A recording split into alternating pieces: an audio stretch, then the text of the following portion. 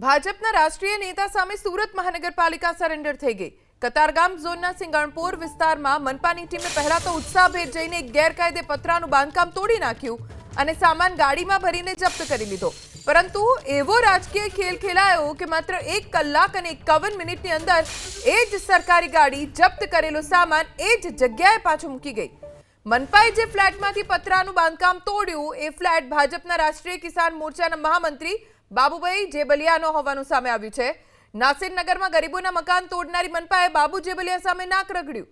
सामान्य लोको सामे आंख बतावती अने बेफाम बनती मनपा भाजपना नेताना चरणोमां केवी आड़ोटवा लागे छे ते आ घटनाथी स्पष्ट थाय छे।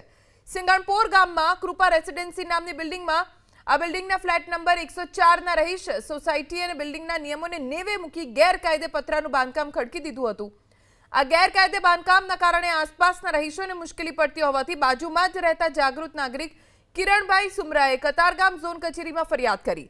આ ફરિયાદના આધારે કતારગામ ઝોનનો સ્ટાફ એક્શનમાં આવ્યો અને 2 જૂન 2026ના રોજ મનપાના કર્મચારીઓનો કાફલો સરકારી વાહન સાથે કૃપા રેસિડેન્સી ખાતે પહોંચ્યો અને ફ્લેટ નંબર 104 માં મારેલા ગેરકાયદે પતરા તોડી પાડ્યા। આ પતરા જપ્ત કરી ગાડીમાં ભરીને લઈ ગયા।